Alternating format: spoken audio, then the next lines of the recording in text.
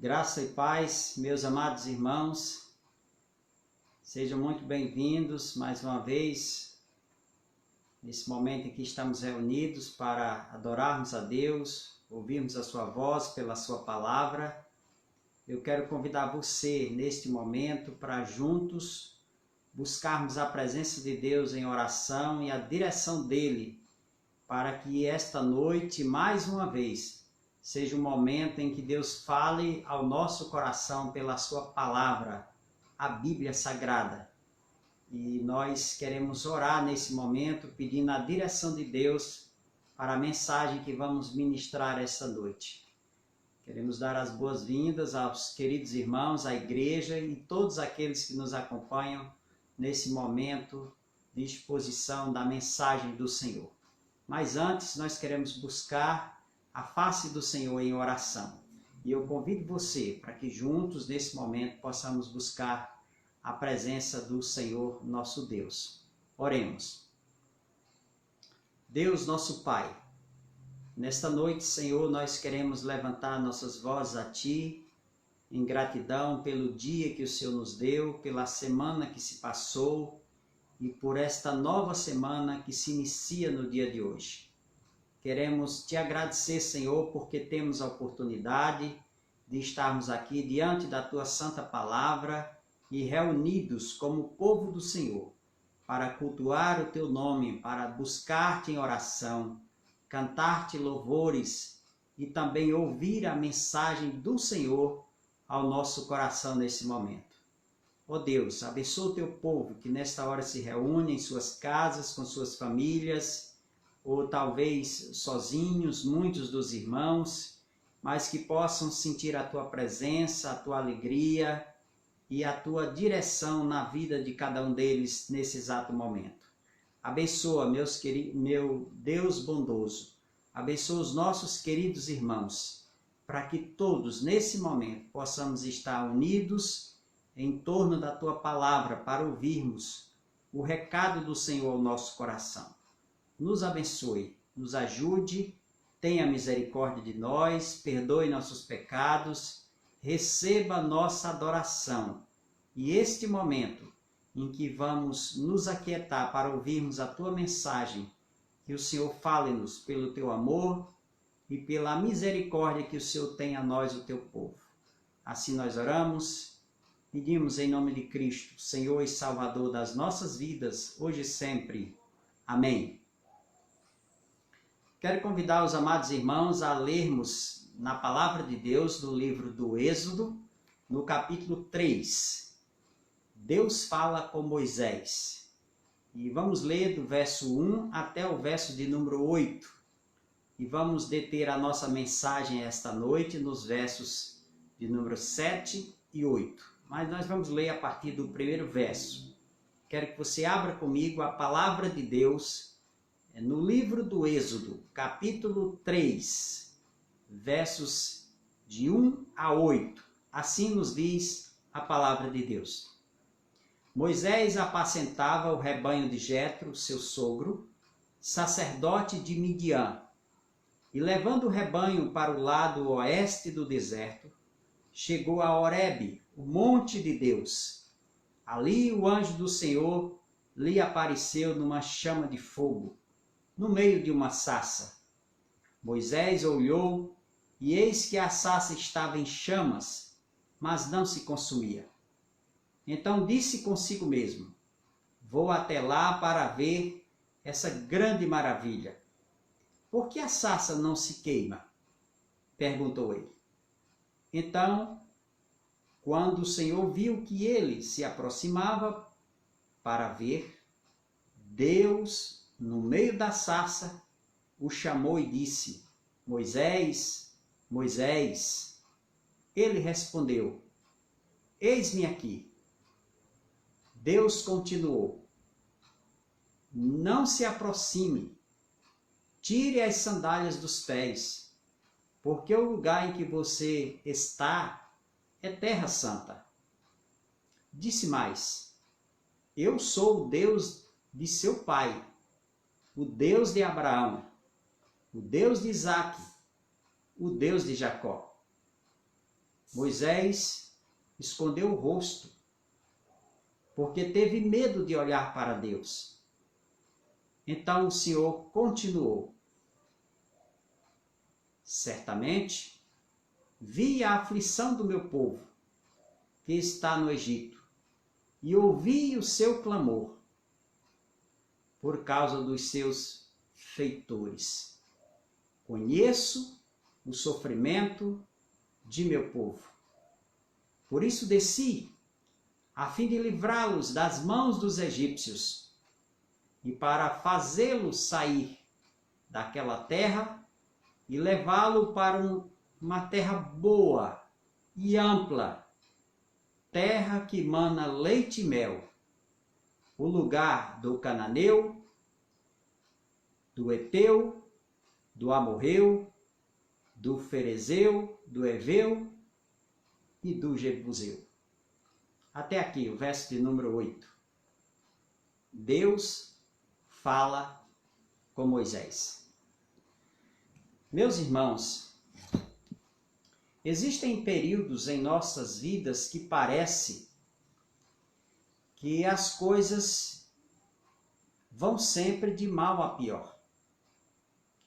Parece que quando a gente pensa que as coisas vão melhorar, a tendência é piorar.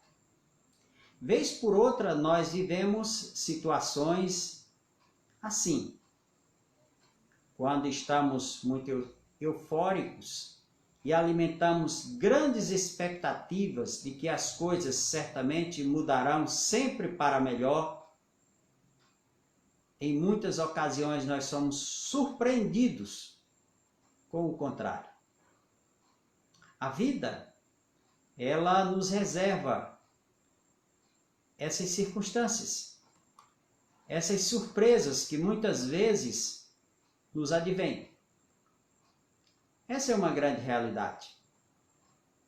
Esses tempos de quarentena nós temos aproveitado para, além de cuidar dos exercícios espirituais, também é um momento oportuno para buscarmos conhecimentos e revermos muitas situações que nos acrescentam algo que pode ser por demais importante às nossas vidas em outras áreas também. E esses dias resolvi assistir uma série de filmes relacionados à história da humanidade. E entre essas seleções, estudei sobre ou assisti alguns vídeos relacionados à Segunda Guerra Mundial. E chegou uma fase da Segunda Guerra Mundial que me deparei com o movimento do nazismo na Alemanha. E observamos, irmãos, que quando aquele poder nazista subiu no governo alemão, em que foi movida aquela grande perseguição aos judeus, em que milhões de judeus foram levados para os campos de concentrações, para serem incinerados, mortos. Que página triste na história da humanidade. Certamente, quase todos nós sabemos dessa história, porque está tudo documentado. Mas uma coisa, irmãos, me chamou a atenção. Foi o fato de que milhões de judeus que estavam lá, confinados, esperando a hora da morte. E muitos morreram, tiveram suas vidas ceifadas devido àquele regime desumano em que acometeu e ceifou milhões de vidas por volta do ano de 1945 na Alemanha. Quem é que não sabe, quem é que não tem noção da história do nazismo na Europa e sobretudo ali na Alemanha?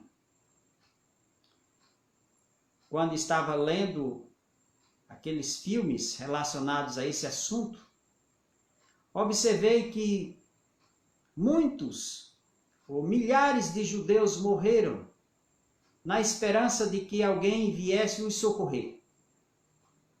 mas muitos não tiveram essa alegria e não viram em vida isso acontecer. Mas um certo dia nos conta os documentários, um exército inimigo que fez oposição ao nazismo chegou até o campo ou aos campos de concentrações. E é nítido que dezenas de judeus, centenas, levantaram as mãos para os céus, agradecendo, porque, segundo o testemunho de milhares deles, aquele foi o dia mais importante de suas vidas. Foi o dia em que eles renasceram para a vida. Foi o dia em que o socorro tão almejado chegou para as suas vidas. A história, irmãos, do nazismo é muito triste. Tem muitas coisas, muitas lições a ensinar à humanidade.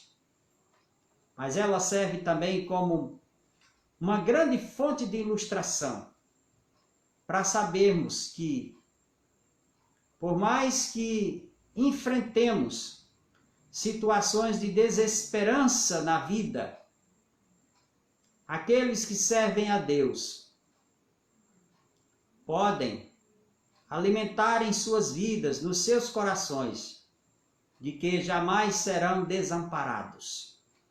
Por mais que socorros nessa vida não nos venham, no momento em que almejamos, no final de tudo, temos a plena certeza de que a presença de Deus, augusta, certa, esperançosa, encorajadora, sempre estará presente no coração do seu povo. Sabe, irmãos, o texto em que acabamos de ler é um texto por demais conhecido. Nos fala sobre o chamado de Moisés. Moisés teve 3 fases importantes da sua vida.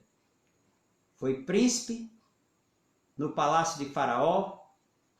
Depois Deus leva Moisés para passar 40 anos no deserto, cuidando de animais, para depois aprender a conduzir gente, segundo a direção de Deus.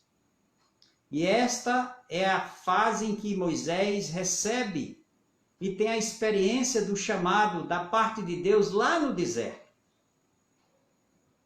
Mas antes que esse cenário se descortinasse para a nossa compreensão do chamado de Moisés, da experiência que ele teve e da intervenção de Deus, nós temos que entender que tudo começou com o que aconteceu há dezenas de anos atrás. Conforme nos diz Gênesis capítulo 46, houve uma grande fome em Israel. E o velho Jacó, pai de muitos filhos, desceu para o Egito, atrás de comida, para poder manter a sua família e seus animais. Sabemos que a história de José, o fato de José ter sido levado como escravo e foi parar lá no Egito, tudo atendeu a uma providência de Deus. Mas a Bíblia nos diz que, um pouco mais tarde, o velho Jacó desce com a sua família para o Egito, para socorrer a sua família, porque naquela época só o Egito, diante da grande fome que assolou toda a região, só o Egito era o lugar que concentrava os grandes sírios, que guardava alimentação para a sua nação e para muitas outras que ali convergiam em busca de socorro. Foi nesse contexto de busca de alimento em que Jacó vai com sua família para o Egito. Eram 70 o número, entre a sua descendência, a Bíblia nos diz. E ao chegar no Egito, a Bíblia nos diz, com o passar do tempo, a família, o povo de Israel, a descendência de Jacó cresceu, e muito lá no Egito. De tal forma que não durou muito tempo, o Egito foi subjugado por um poder político dos Hicsos, Os Hicsos subiram ao poder lá no Egito. E ao estarem dominando o Egito politicamente, os Hicsos entenderam que Israel, aquele povo que viera a princípio em busca de alimento para a sobrevivência, cresceu grandemente no território do Egito. E ao crescer grandemente, se tornou, na visão dos Hicsos, uma grande ameaça para o povo egípcio. E a Bíblia nos diz, irmãos, que a partir daquele momento, o povo de Israel foi visto com outros olhos pelos Hicsos, que passaram a dominar politicamente o Egito. E a partir de então, irmãos, o povo de Israel começou a ser perseguido, massacrado e escravizado. Essa história você pode conferir na palavra de Deus a partir do capítulo 46 do Gênesis. Você pode ver ali, conferir a descida do povo de Deus na família, representado na família de Jacó, na descida para o Egito e o desenrolar dos acontecimentos. De tal forma, irmãos, que quando os Hicsos subiram ao poder, passaram a escravizar e a subjugar Israel durante 4 séculos. Assim nos diz a palavra de Deus. Mas tinha que ser assim, para cumprimento das profecias. Quando nós lemos Gênesis no capítulo 15, a partir do verso 13, nós observamos que Deus já havia dito: fique sabendo com certeza que a sua posteridade será afligida, peregrina em terra alheia durante 400 anos. Então já havia uma profecia dita. No capítulo 15 do Gênesis, nós observamos que tudo o que Deus houvera falado anteriormente, irmãos, agora se cumpre. O sofrimento e a escravidão do povo de Deus no Egito é para cumprimento das profecias. Então nós temos que entender que Deus, Ele é o Senhor que rege toda a história. Nada acontece sem a determinação e sem a orientação de Deus. E acima de tudo, para cumprir o propósito ou os propósitos estabelecidos por Deus na vida do seu povo. Ó, meus irmãos, quando nós relembramos essa realidade que envolveu a história dos nossos irmãos, o povo de Deus, o povo de Israel, devemos de forma bem prática já começarmos a fazermos assimilação às nossas vidas e vermos que em muitas circunstâncias nós estamos passando por aperreios, por dificuldades, porque Deus tem um propósito em nossas vidas. Aquilo que Deus de fato determinou para ser cumprido em nossas vidas, hão de se cumprir. Porque Deus não é homem para mentir, assim nos diz a palavra de Deus. E tudo que Deus faz, direcionado ao seu povo, Deus faz de forma sábia para cumprir propósitos determinados pelo próprio Deus. É bem verdade, irmãos, que em algumas circunstâncias nós não entendemos. E quando o sofrimento vem sobre as nossas vidas, por natureza nós repulsamos isso. Nós não aceitamos. Mas quando Deus vai dando-nos a maturidade suficiente para entender os seus propósitos de tudo isso que nos advém, nós começamos a compreender que Deus sabiamente conduz as coisas que nos acontecem, para que venhamos entender que o que Romanos capítulo 8, versículo 28 vai nos dizer se cumpre na vida daqueles que amam a Deus. Pois a palavra de Deus nos diz que todas as coisas cooperam para o bem daqueles que amam a Deus. Será que você tem compreendido as circunstâncias que não são favoráveis aos seus olhos e aos meus olhos? Será que você tem compreendido assim? Que todas as coisas estão trabalhando para o bem daqueles que amam a Deus? É bom, meus queridos irmãos, que nós lembremos disso. e vejamos as coisas pela ótica de Deus, e não apenas pelas circunstâncias que nos cercam. Mas veja, irmãos, voltando ainda e pensando ainda sobre o contexto em que esta palavra nos é proferida nesse texto em que acabamos de ler. Quando Deus diz, certamente vi a aflição do meu povo, que está no Egito. Ouvi o seu clamor, por isso desci. É importante entendermos, irmãos, que Deus é aquele, foi aquele que esteve sensível ao sofrimento do seu povo. Ora, irmãos, no capítulo 2, do texto em que acabamos de ler, do livro em que lemos, Êxodo capítulo 2, versos de 23 a 25, nos diz assim a palavra de Deus. Decorrido muitos dias, o rei do Egito morreu. Os filhos de Israel gemiam por causa da sua escravidão. Eles clamaram, e o seu clamor chegou até Deus. Deus ouviu o gemido deles e lembrou-se da sua aliança com Abraão, com Isaque e com Jacó. E Deus viu os filhos de Israel e atentou para a situação deles. Que coisa maravilhosa, irmãos. O povo está sofrendo. O povo clama a Deus. E esse clamor do povo de Deus aqui desperta, digamos assim, a atenção de Deus.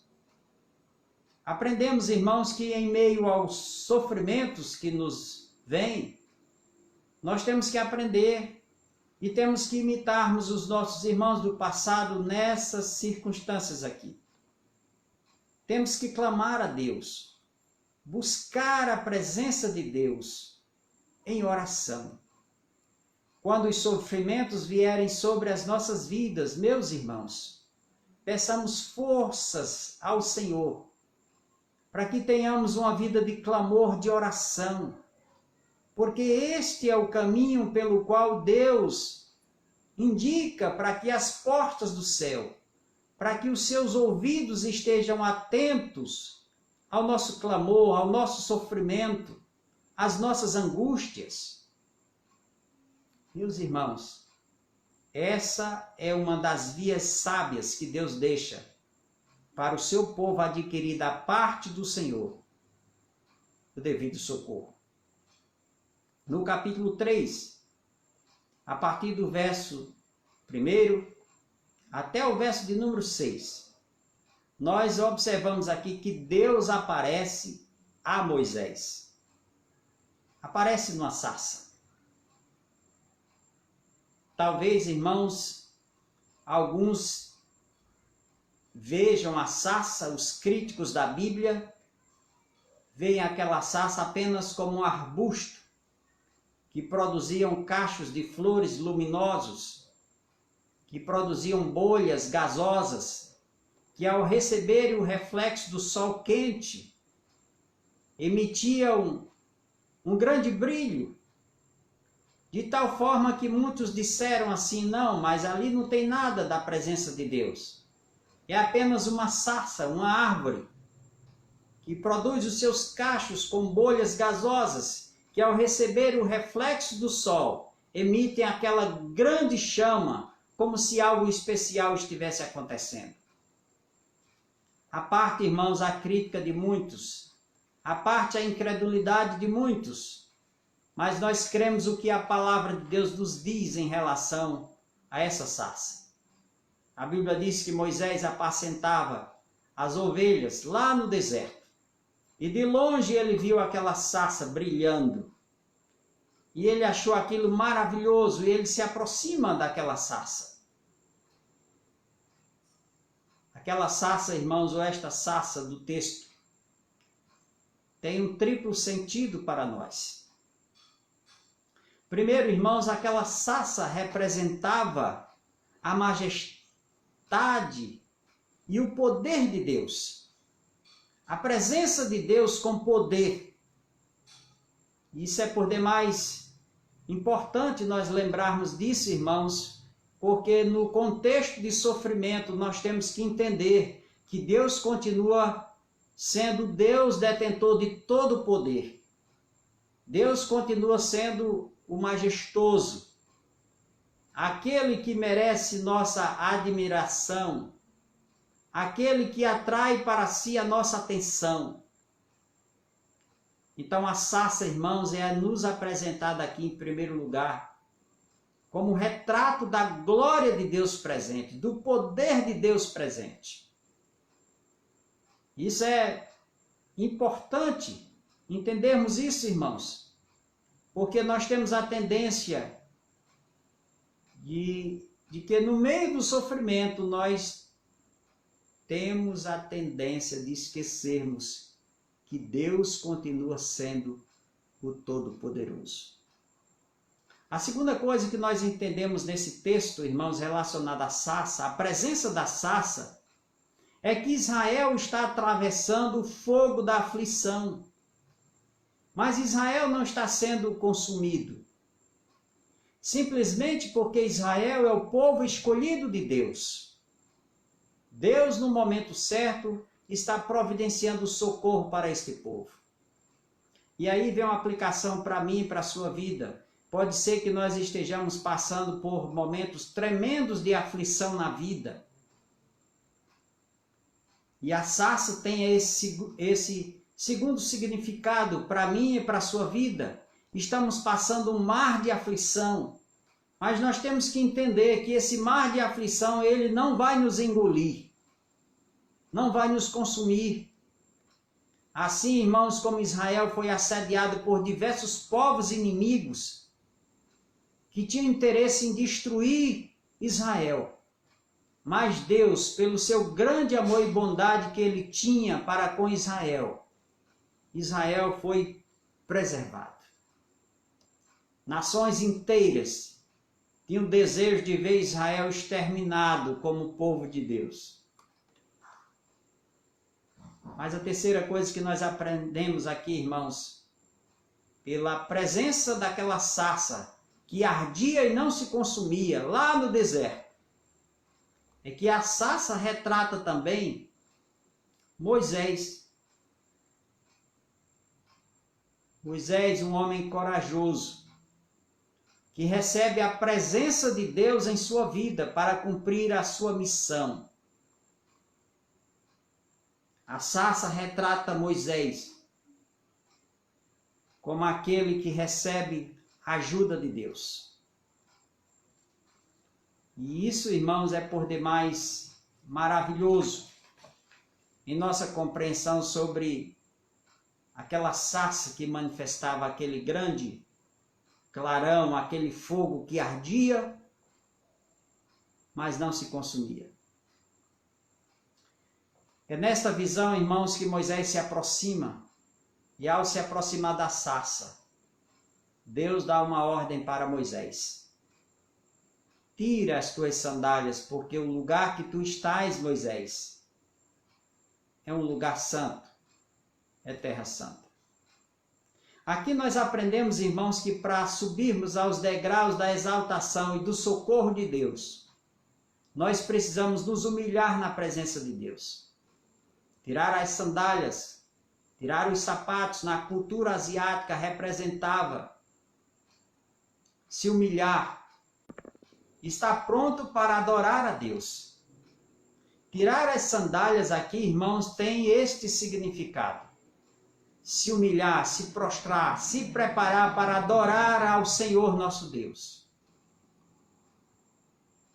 Os pés descalços, meus irmãos, era símbolo de estar pronto para adoração ao Senhor nosso Deus. Ora, irmãos, quando o mar da aflição vier envolver as nossas vidas, os nossos corações, nós temos que sempre estarmos prontos para adorarmos ao Senhor nosso Deus. Precisamos lembrar do nosso irmão, o velho patriarca Jó. Em momento algum ele blasfemou contra Deus. Em momento algum Jó deixou de adorar ao Senhor, meus queridos irmãos. Esse é o desafio que nós temos diante do mar de aflição e de dificuldades que muitas vezes nos sobrevêm. Precisamos nos humilhar na presença de Deus. Precisamos estar reconhecendo que nas circunstâncias que nos envolvem, muitas vezes o mais importante para nós nem sempre deve ser o nosso sofrimento, mas o nosso pecado. A presença de Deus, irmãos, confronta a nossa realidade. E o grande problema está em nós, em nossa natureza. Por isso que Deus diz para Moisés: tira as tuas sandálias, porque o lugar que tu estás, Moisés, é um lugar santo. A Bíblia nos diz, irmãos, aqui no texto, que Moisés esconde o seu rosto, porque teve medo de olhar para Deus. Então, em tempo de sofrimentos, a pior coisa que pode existir, de fato, não são os nossos sofrimentos, mas sim o nosso pecado, que é confrontado com a santidade de Deus.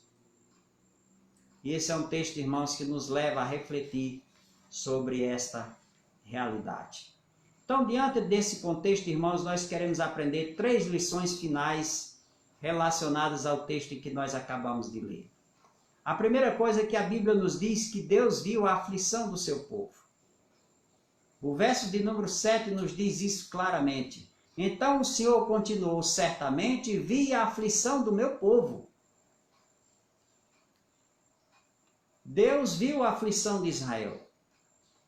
Deus nos vê, irmãos, com disposição para cuidar e para socorrer. Deus não apenas viu distante, como muitos irmãos às vezes contemplam o sofrimento, mas de forma distante. Mas o texto nos diz aqui que Deus viu e se aproximou. Deus foi em socorro ao seu povo. E isto é lição preciosa para nós, o povo de Deus. Nós precisamos ver com o coração, irmãos, as necessidades uns dos outros. Precisamos amar a Deus de fato e de verdade, de coração. Quando o texto nos diz que Deus viu com o seu coração.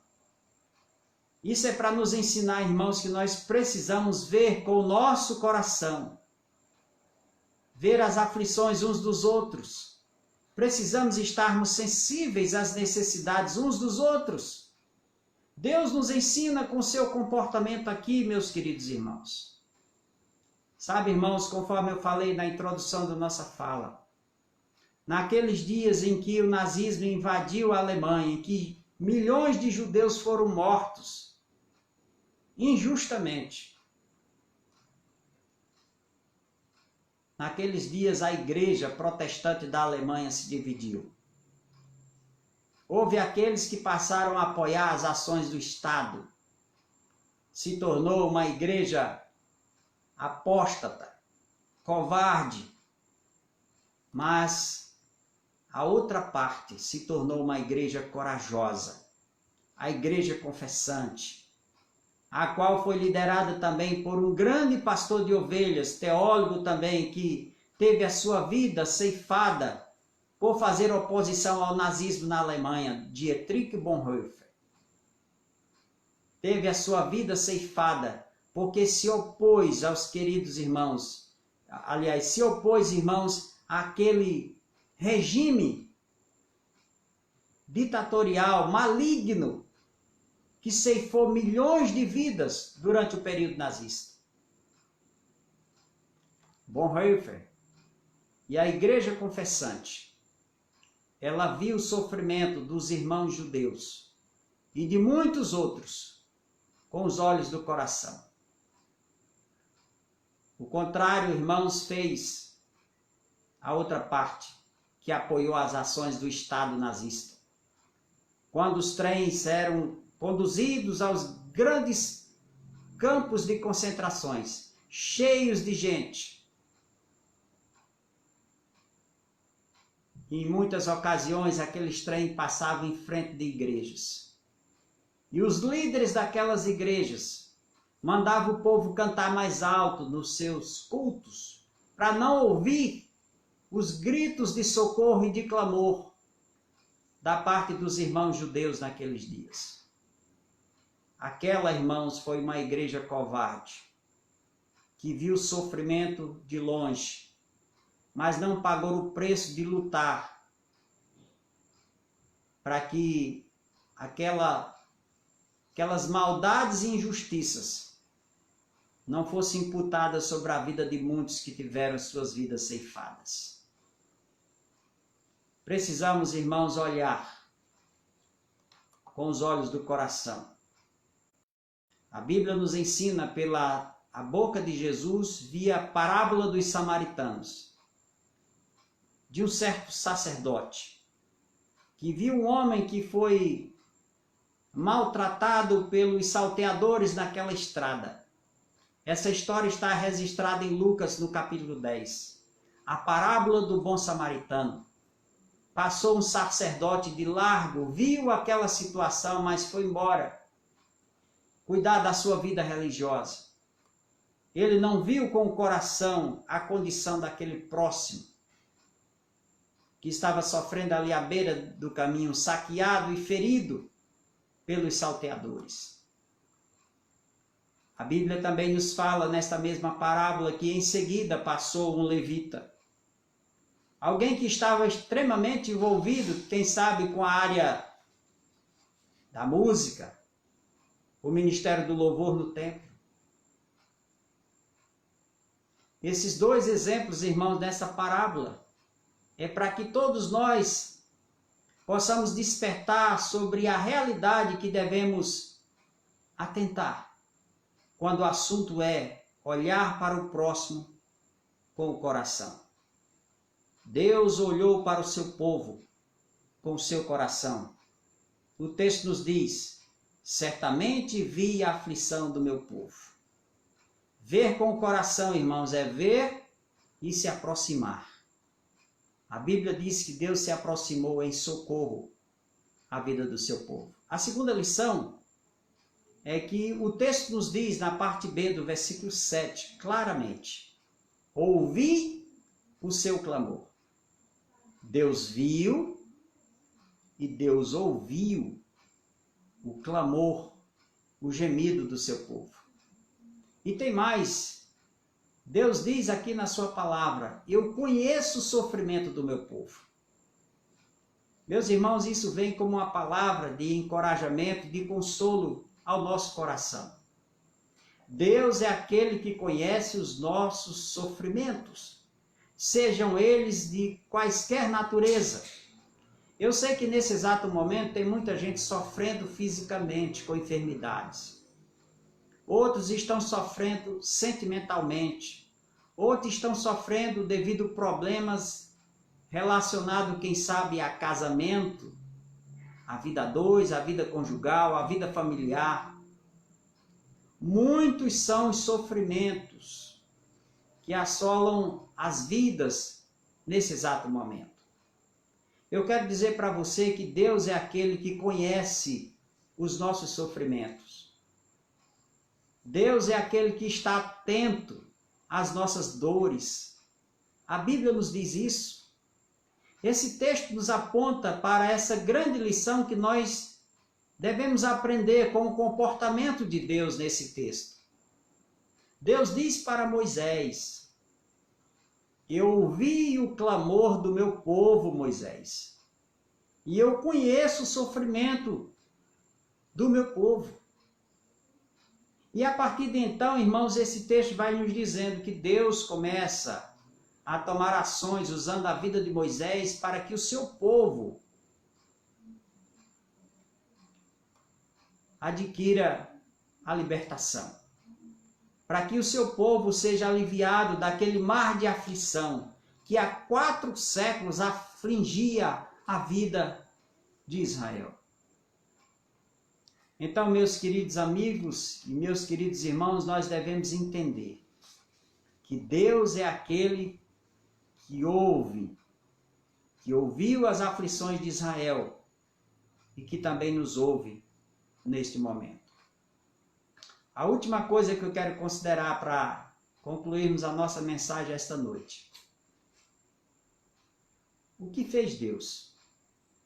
Além de ver e de ouvir, a Bíblia nos diz que Deus desceu. Que texto interessante.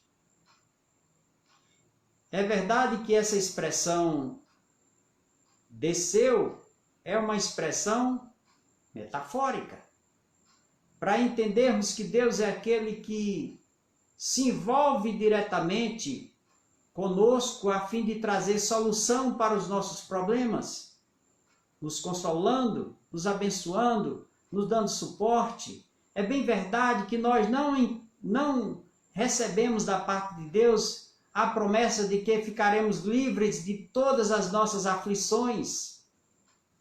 Não é isso que o Evangelho integral e verdadeiro nos promete.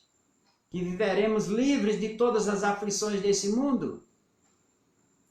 Porque se isso fosse verdade, as palavras de Cristo não seriam verdadeiras.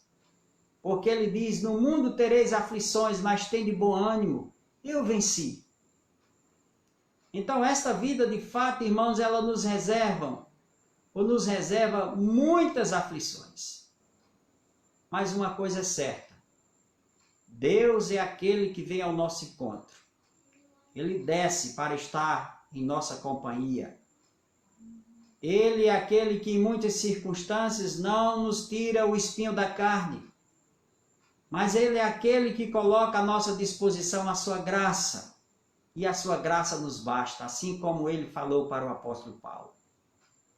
O fato, irmãos, é que o texto nos diz aqui que Deus desceu. O texto é claro em nos dizer, conheço o sofrimento do meu povo, e o verso 8 nos diz, por isso desci a fim de livrá-los. Olha, irmãos, Deus desceu. Deus está conosco. Ele não nos deixa só. Ele está pertinho de nós para entender nossas dores, nossas aflições, nossos dilemas. E uma vez Deus descendo, vindo ao nosso encontro, isso é necessário às nossas vidas. Isso se torna a coisa mais importante que eu e você precisamos. É sentir a presença de Deus conosco. A Bíblia nos diz claramente, irmãos, que Deus desceu. E a partir dessa aproximação de Deus para com o seu povo, ele começou a dar instruções à vida de Moisés, a preparar o servo dele para que seja um instrumento, grande líder para poder tirar o povo daquela situação. Então Deus começou a trabalhar todas as circunstâncias, argumentando, preparando o seu líder, o seu servo Moisés, a fim de que ele pudesse voltar ao Egito e sob a direção de Deus agora conduzir o povo, para que o povo pudesse sair daquele mar de aflição. O que aparentemente era impossível de início, se tornou possível pela intervenção de Deus. Se tornou possível porque Deus resolveu ver e escutar e descer para se identificar com o sofrimento do seu povo.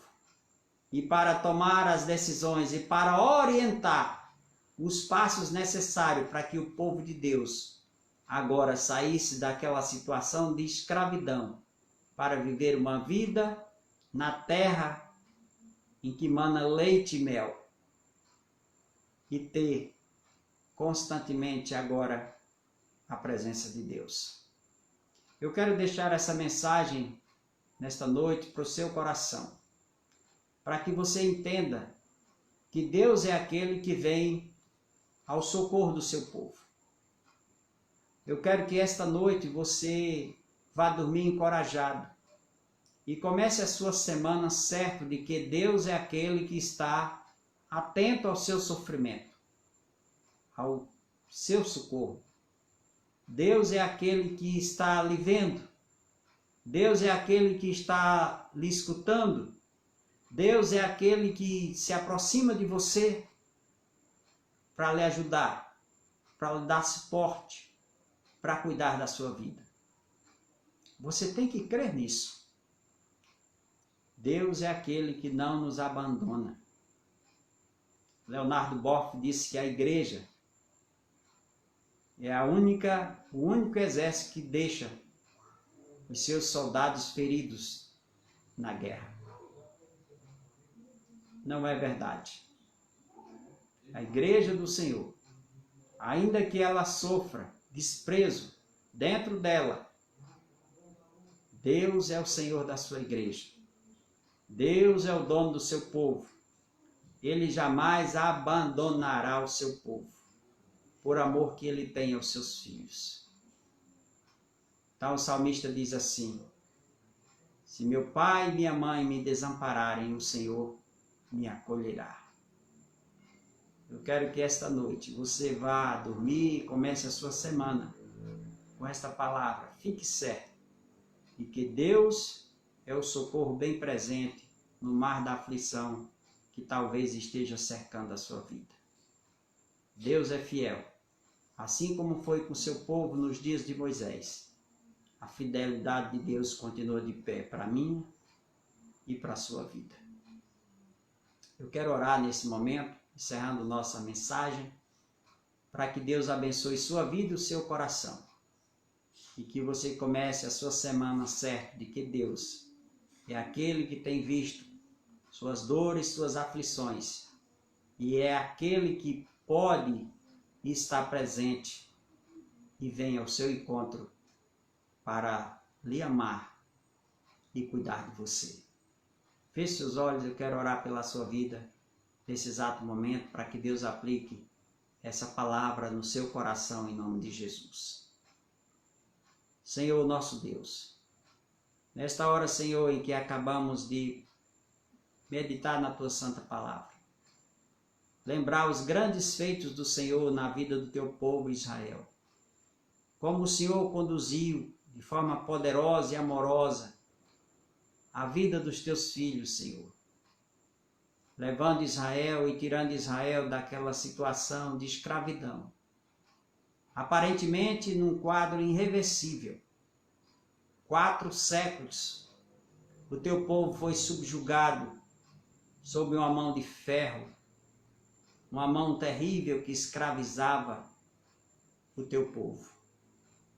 Mas o Senhor viu, ouviu e desceu para a companhia do teu povo. Ó Deus, que nós possamos aprender com a história dos feitos do Senhor na história do teu povo. E que nós, Deus, atualmente que fazemos essa história, possamos sentir o teu poder, o teu milagre, a tua presença. Que sejamos alvo dos teus olhos, Senhor. Que as nossas orações possam estar sendo ouvidas pelo Senhor.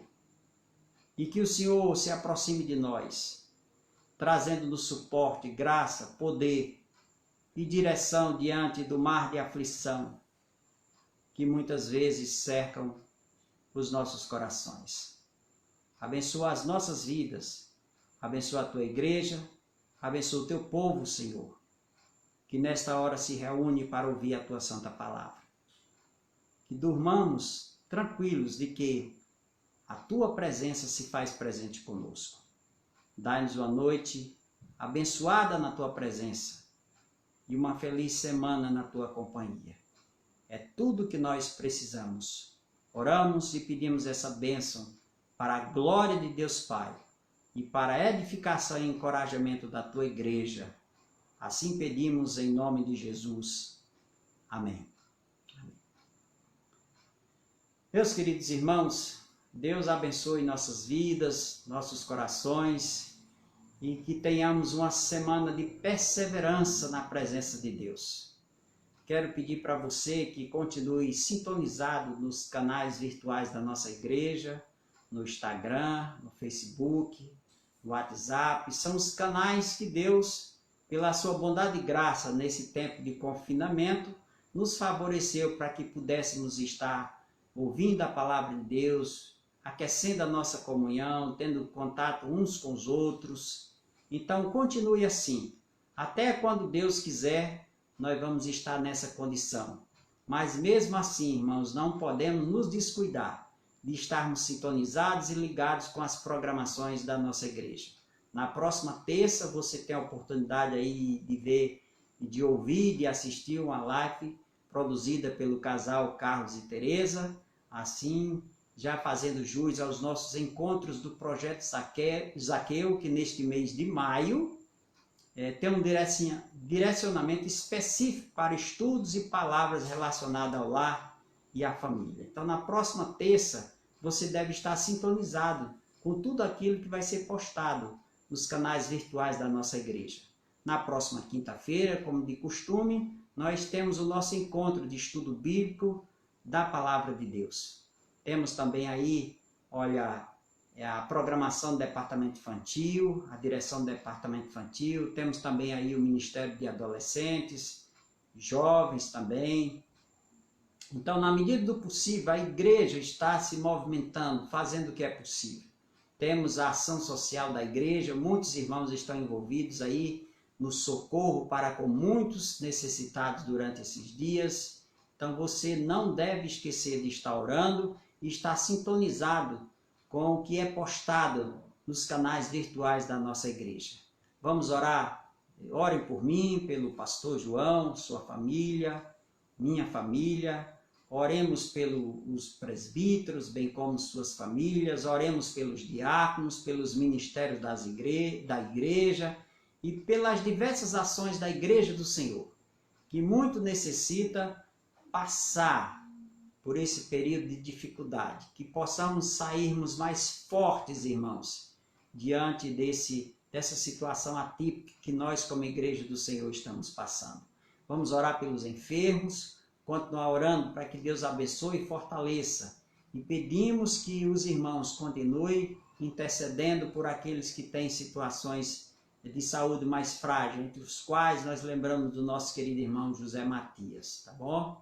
Então vamos orar pelos nossos irmãos, as irmãs e irmãos da terceira idade também, do ministério da idade de ouro da nossa igreja também merece as nossas orações e o nosso contato, mesmo que por telefone ou virtualmente. Então não esqueçamos, irmãos, de estarmos sintonizados na medida do possível com tudo que é disponibilizado virtualmente, para que nós como igreja, na medida do possível, mantenhamos a nossa dinâmica de contato e de serviço na obra do Senhor nosso Deus. Que Deus abençoe todas as famílias da igreja do Senhor e que juntos sigamos para a glória do nome do Senhor Jesus Cristo. Deus nos abençoe e nos dê uma semana em paz.